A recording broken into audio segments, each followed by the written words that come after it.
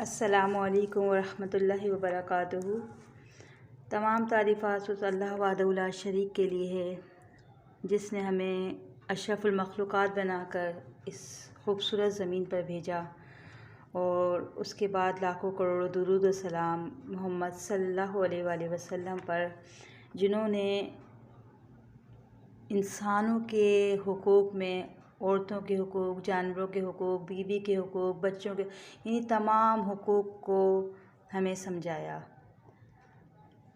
لاکھوں کروڑوں درود و سلام ہو میرے نبی پر کہ اتنی خوبصورت انہوں نے ہمیں تعلیمات دی دین کی کہ جو کوئی اس دین پر عمل کرے گا تو انشاءاللہ اس کی نجات ہے، دنیا میں بھی اور آخرت میں بھی۔ میرا آج کا موضوع ہے گھر برباد کیوں ہوتے ہیں۔ اس کی بنیادی وجہ کیا ہے؟ یعنی دنیا میں جو ہے نا، سب سے قیمتی دولت دین اسلام ہے۔ جو عورت تعلیمات اسلامیہ سے روشناس ہونے کے ساتھ ساتھ عملی جذبے سے سرشار ہے، وہ دنیا اور آخرت کی کامیاب اور کامران عورت ہے۔ اور جو عورت دین کی دولت سے خالی ہو، چاہے سونے چاندی سے لدی ہوئی ہو، وہ کنگال، غریب اور مفلس عورت ہے۔ اس بنیاد کو سمجھنے کے بعد اچھی طرح ذہن نشین فرما لیں کہ جو عورت پڑھ لکھ کر بھی دین پر عمل نہیں کرتی، تقویٰ و طہارت اور نیکی کی طرف رغبت اور شوق نہیں رکھتی، وہ سب سے زیادہ بدتر اور انجام کے لحاظ سے بدقسمت عورت ہے۔ الفاظ سخت ضرور ہیں لیکن قابل تعریف ہیں، یعنی ان الفاظ پر اگر غور کیا جائے تو ان الفاظوں کے اندر بہت کچھ ہمیں ہمارے مستقبل کی جھلک نظر آتی ہے۔ اس بنیاد کو سمجھنے کے بعد اچھی طرح ذہن نشین فرما لیں کہ جو عورت پڑھ لکھ کر بھی دین پر عمل نہیں کرتی تو وہ اچھی عورت نہیں ہے۔ یعنی دین اور تقویٰ، اسلام جو ہے نا، دین اور تقویٰ کی بنیاد پر ہے۔ اللہ تعالیٰ کہتے ہیں نا، میرے نزدیک سب سے زیادہ پسندیدہ اور سب سے اچھا انسان وہ ہے جو تقویٰ اختیار کرے، اللہ سے ڈرنے والا ہو، نہ کہ امیر، مال و دولت والا، جائیداد والا۔ اللہ تعالیٰ ان چیزوں کو فوکس نہیں کرتے۔ مثلا دینی جامعات سے کتاب و سنت کی تعلیم حاصل کرنے کے بعد یا ترجمہ کلاس پڑھنے کے باوجود بے نماز ہیں، تلاوت قرآن سے دور ہیں، موسیقی کی شیدائی ہیں یا فلمیں اور ڈرامے دیکھتی ہیں، آخرت کی فکر اور قبر کی یاد سے غافل ہیں، بے پردگی کا مظاہرہ کرتے ہوئے فیشن پرستی میں مصروف ہیں۔ ایسی سنگین صورتحال میں خیر اور سکون کی امید رکھنا اور دیندار شوہر سے پیار کی امید رکھنا ہر درجے حماقت اور بے وقوفی ہے، کیونکہ کوئی بھی دینی غیرت رکھنے والا شخص ان چیزوں کو برداشت نہیں کر سکتا۔ ہاں، اگر کوئی عورت بے دین اور غیرت اسلامی سے یعنی عاری شخص کی موجودگی میں ایسی سستی اور بدعملی کرتی ہے تو وہ حقیقی سکون اور اللہ کی رحمت و مدد کو کبھی حاصل نہیں کر سکتی۔ یعنی اگر وہ دیندار بھی ہے، سب کچھ ہے، پھر بھی اس کو شوہر کی پیار، محبت، ہر طرح کی آسائشہ، سکون ملتا ہے، لیکن پھر ایک طرف مل رہا ہے لیکن دوسری طرف وہ حقیقی سکون اور اللہ کی رحمت و مدد کو کبھی حاصل نہیں کر سکتی، بلکہ اللہ کی عدالت میں بطور مجرم پیش ہوگی، کیونکہ اس نے پڑھ لکھ کر رب اور رسول کی بغاوت اور نافرمانی کی اور تباہی کو دعوت دی۔ اللہ ایسے انجام سے ہر بہن کو محفوظ فرمائے، آمین۔ جو خواتین گھریلو حالات کی وجہ سے یا دینی تعلیم سے محروم ہیں، انہیں کم از کم خواتین کے دینی اجتماعات میں عمل اور اصلاح کے جذبے سے ضرور شرکت کرنی چاہیے، تاکہ شیطانی خیالات اور وسوسوں کا مقابلہ کرتے ہوئے نماز روزے میں سستی نہ ہو۔ اللہ کے نبی کریم صلی اللہ علیہ وآلہ وسلم کے زمانے میں عورتیں بڑے شوق اور جذبے سے دین سمجھتی اور سیکھتی تھیں۔ جو بھی اہم مسئلہ پیش آتا فوراً آپ صلی اللہ علیہ وسلم کی خدمت میں حاضر ہو جاتی یا صدیقہ کائنات سیدہ عائشہ رضی اللہ تعالیٰ عنہ سے مسائل دریافت کرتی۔ دینی تڑپ اور چاہت اس حد تک تھی کہ ایک روز چند عورتیں آپ صلی اللہ علیہ وآلہ وسلم کی خدمت میں حاضر ہوئیں اور کہنے لگیں، اے اللہ کے رسول صلی اللہ علیہ وآلہ وسلم، آپ ہر وقت جو ہے نا مردوں میں مصروف رہتے ہیں، یعنی سارا وقت آپ انہیں دین سکھانے اور سمجھانے میں گزار دیتے ہیں اور ہمیں دین سمجھانے اور سکھلانے کے لیے وقت نہیں دیتے، جبکہ ہماری دلی خواہش ہے کہ آپ ہمارے لیے بھی ایک دن مقرر فرما دیں تاکہ ہم دین اسلام کو سمجھ کر اس پر عمل کر سکیں۔ تو آپ صلی اللہ علیہ وآلہ وسلم نے عورتوں کا یہ جذبہ، شوق دیکھ کر ان سے وعدہ فرمایا کہ ان کو میں تفہیم الدین کے لیے ضرور وقت دیا جائے گا، یعنی دین کی تعلیم کے لیے۔ چنانچہ آپ خواتین اسلام کو واعظ و نصیحت اور دینی مسائل سے آگاہ کرنے کے لیے باقاعدہ جایا کرتے تھے۔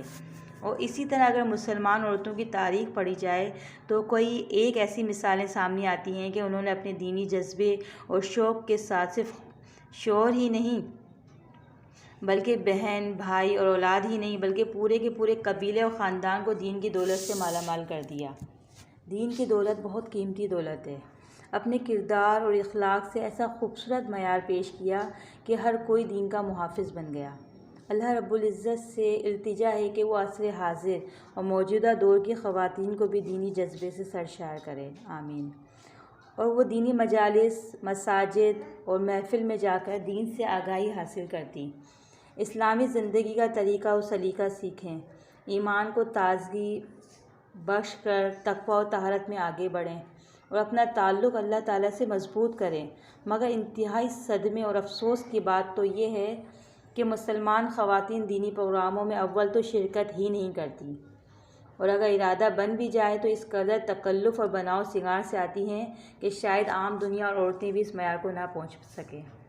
سارے تبصرے اور باتیں صرف کپڑوں کے نت نئے ڈیزائنوں اور زیورات کے اسٹائلوں پر ہی ہوتی ہیں۔ نئے نئے انداز اور اسٹائل متعارف کرائے جاتے ہیں جس سے اصل مقصد فوت ہو جاتا ہے۔ ذات میں تبدیلی آتی ہے، نہ عمل کا جذبہ پیدا ہوتا ہے بلکہ وقت ضائع کرنے کے سوا کچھ حاصل نہیں ہوتا وہاں جانے کے بعد۔ حالانکہ یہ حقیقت ہر عورت کو جان لینی چاہیے کہ اس کائنات میں سب سے زیادہ حسن، خوبصورتی اور کشش صرف اور صرف سادگی اور عاجزی میں ہیں اور کسی چیز میں نہیں ہے۔